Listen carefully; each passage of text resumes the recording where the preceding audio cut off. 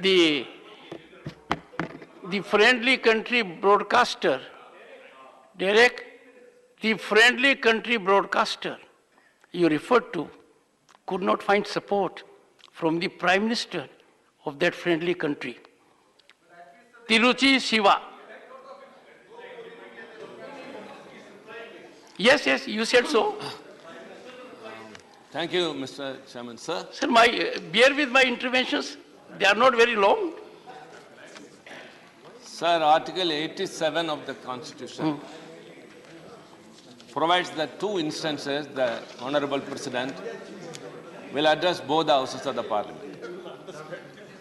One after a general election, the first sessions, and the first sessions of every year.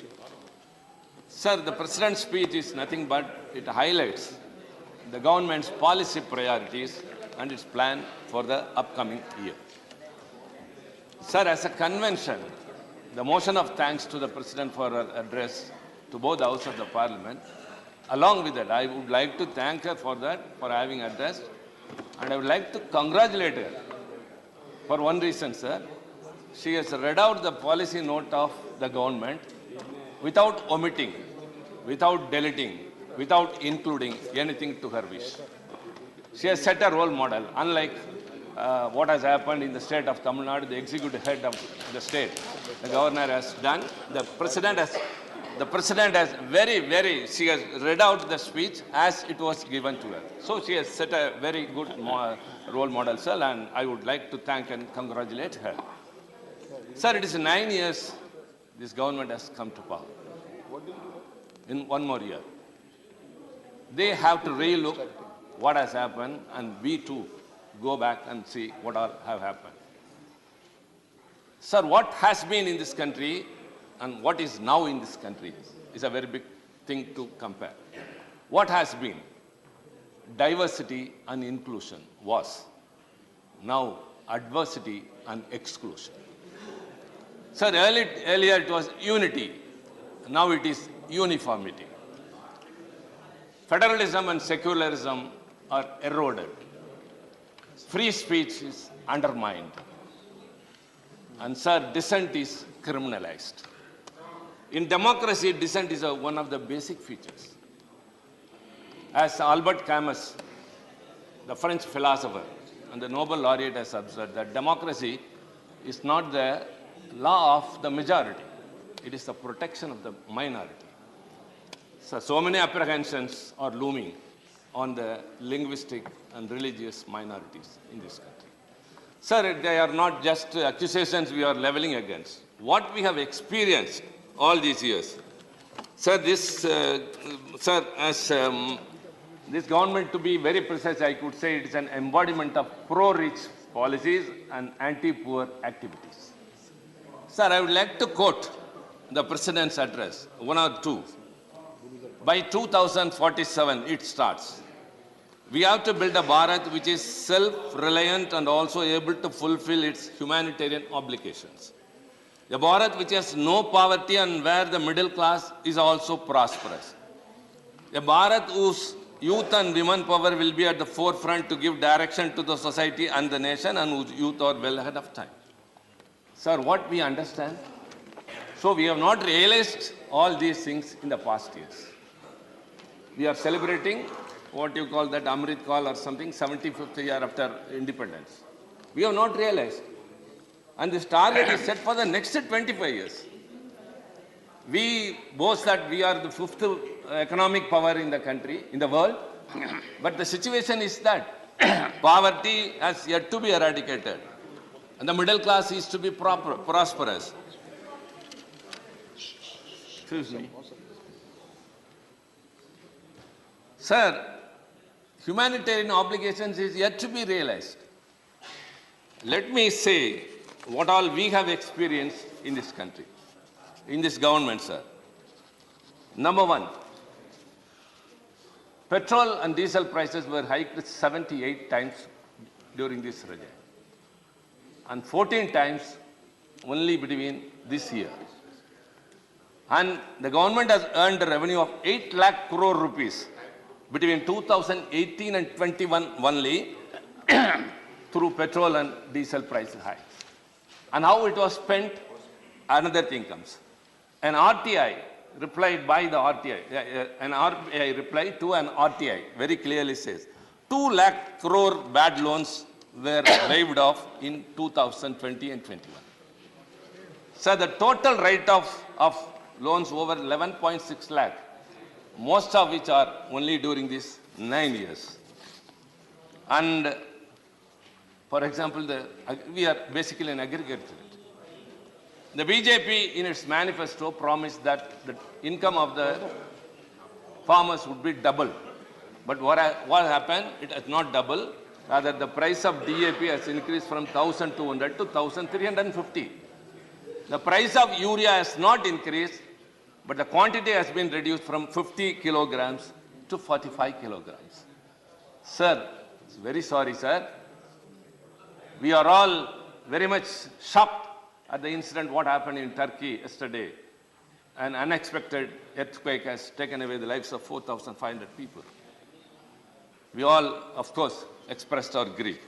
But in this country, sir, in 2020 only, 5,579 farmers have committed suicide.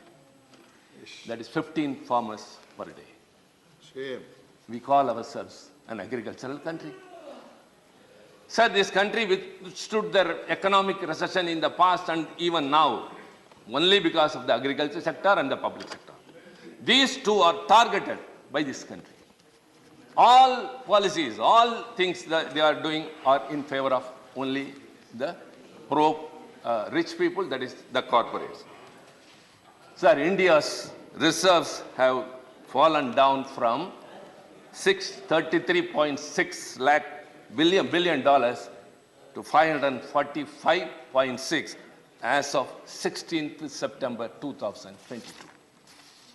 Sir, what all has been done? The government has done all these things, but another thing, sir, the inflation, which is very, very important. Sir, in May 2022, the Ministry of Finance released a monthly review document, which said that the inflation has lesser impact on the low income strata than that of the richest. Sir, it was during that time, the inflation reached the highest of 7.95%, which is 95-month high than ever before. And the rupee values depreciation, 80 rupees to a dollar. Sir, any person who does not know even much economics know very well that the depreciation of the value of money reflects on inflation, direct impact on inflation, and the devastating ramifications will be felt only by the poor and the middle class. And we felt it. Sir, one more thing, sir, which would be shocking.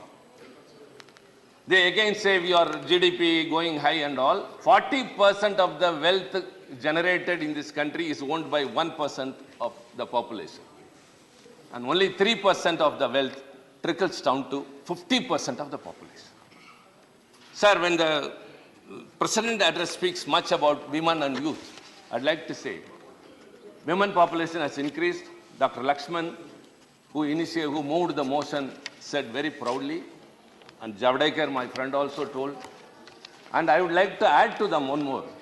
The enrollment of women in higher education is more than men, that is 27.9%. But the women employment has fallen down from 24% to 18%.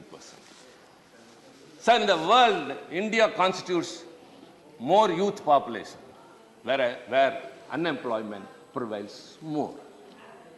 Sir, another thing, as I would like to second my friend Mr. Derek, who said that, quoting the President's address, the long-felt urge to be rid of the scourge of mega scams and corruption in government schemes is now being realized. That's what everyone spoke. Mr. Digvijay Singh spoke, and he also said, sir, for the past 4 days, the parliament didn't function. Of course, everyone felt, you felt very much for it. Sir, it was not deliberate. It is not our intention.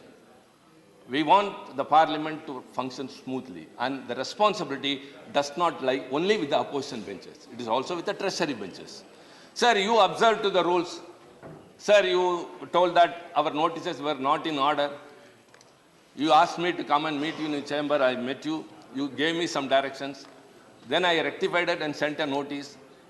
I didn't receive anything, whether it was in form or not up to your expectation. Leave alone, sir, our notices and your rulings. What is the government doing? Should they not take cognizance of a big industry company that is Adani, which is being talked by the media, that it is being discussed on TVs, on papers, and everything? What is the government doing? Why should it not come forward? When the situation is privatization and liberalization, and it has impacted India economically and morally, should not the government come forward and what we asked for, a JPC, Joint Parliamentary Committee, to go into the issue. It's a process in the democracy. Why you are not for it? Why you are not able to do that? So the government is not intent. As he asked, what is SEBI doing? What are the other agencies doing? That apart, the government, which has to come forward. Sir, when we are asking for a JPC, they should have met you in the chamber or coordinated with the opposition parties and said, yes, we can resolve the issue. Let the parliament see. They cannot just go out and meet the media and say the opposition parties are eating taxpayers' money. They are not allowing the parliament to run. It is not leveling accusation against us. They should resolve the issues. So the country is very much concerned about what has happened because of one corporate, which is being supposed to have been favored many a time by the government. So I think if at all we have to bring out something, it can be done only by an introspective into that by a JPC. So that has been happening here. And now we are telling this number of things which are happening. And sir, the government has earned 4.86 lakh crores of rupees in 3 years by way of selling the public sector undertakings fully and partly. 4.86 lakh crore rupees. What for? Sir, the public sectors are considered to be the temples of economy. Why are you so much concerned? Sir, I will tell you 2 examples. I think, yes, within my time, I have confined to myself. There are 2 things that have not come to limelight. One is Videocon. Videocon is a well-known company which has become bankrupt. But it has borrowed rupees. Please, honorable members, honorable members. I am talking about your government. Okay. I am talking about your government. Please. They don't bother, sir, whatever we speak. They don't take parliament into serious consideration. They don't listen to us. They don't bother about what we speak. This is the first ever experience in all these 2 decades experience. A party who doesn't bother about the parliament and the debates and what observations made by the opposition. How serious they are. We are serious. Though I don't understand Hindi, I am listening to the translation and listen what they speak. Please, confine to the subject. How many disturbances? Please go ahead.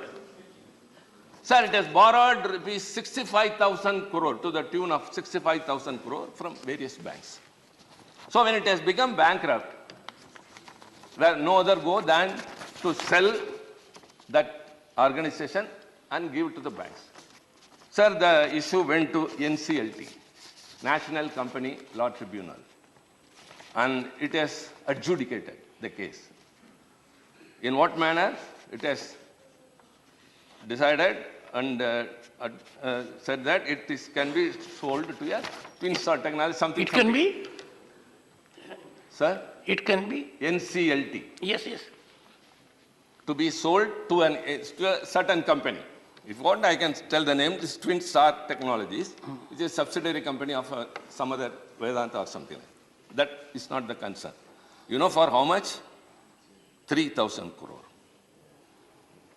It is 65,000 crore of loans to the banks, but the NCLT has said that it can be sold to 3,000 rupees. Who is the sufferer? The banks. If the banks suffer, either the government should go to the rescue, or the people will, ultimately they will be paying for it. Then the banks appeal for it, NCLTA, Appellate Authority, and it is withheld. This is one thing. It is about a private organization, but the sufferers are the bank. Sir, another is CEL, Central Electronics Limited. Sir, very, very important one, sir. And it earns a profit of 730 crore per year. This organization, CEL, earns a profit of 730 crore per year. And it has orders for more than 1,500 crore. And it has been sold to a private company, sir, for just 250 crore. It has an infrastructure, it has an asset of more than 440 crore. It pays a dividend profit to the government 700 crore. And it has orders also, not that like some other organizations, PSU, that they suffer because of orders. They have orders for 1,500. Why should it be sold? That too at this rate. Just for 250 crores, sir. And the company which bought has nothing to do with the electronics. That is a strange thing. It is only an interior decorator company who doesn't know electronics. Sir, kindly enlighten us. Let the government tell us. You are selling, you are coming to the rescue of a private organization and the banks are the sufferers. And now you are selling a profit-making public sector organization to a, I don't want to say, at a cost, which is not at all acceptable. So they are victimizing. Sir, let me conclude by one small interesting incident. There is a college, sir. There is? A college hostel, where in the canteen, every day, upma is being served, sir. Upma. The students. No cabinet minister. Good. Yes, Mr. Siva, conclude. We are used to this, Mr. Jay. We are used to all these things. Please conclude. Sir, no, you have to, sir. You have to protect us. The cabinet minister must be here. Some cabinet minister. Leave alone. Sir, in a college hostel, listen, Derek. Yes, tell us about upma. Every day, upma is being served. Sir, the students get agitated. They raise a hue and cry. They say, we don't want upma. That, all. So the warden finds no other option. He says, no, okay, I'll get your views. I'll conduct, you vote for what you want. And sir, that is very, very interesting, sir. And yes, everyone must be interested, because I should be perfect in the statistics. The voting was counted, sir. 7% of the students have voted for bread and omelette. 13% have voted for puri. 18% for aloo paratha. 19% for masala dosa. 20% for idli. 23% for upma. Again upma. That is 2019. Because all the students were not united. Different opinions. Again upma came to the canteen, sir. Sir, 24, sir. Our leader, Mr. Stalin, is spearheading. We have all joined here and discussed. All the students will come together, sir, and upma will be out of the canteen.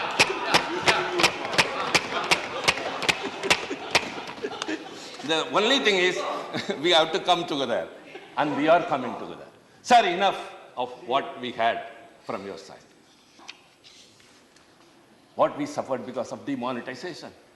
How you deprived the states of their rights and took the GST have suffered. Sir, 1 minute, sir. Just 1 minute. The people and the states. How federalism has been affected. All your laws, either draconian or anti-federal, anti-secular, and anti-minorities. Enough of the apprehensions the linguistic and the religious minorities had in this country.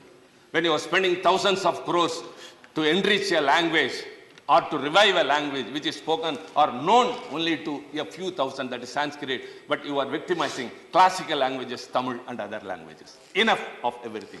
Sir, 2024 will give a verdict. The franchise will be the again, the situation that will change, and it would be federalistic, protecting the secularism and upholding the constitutional values. The countdown of this government has started. Thank you very much.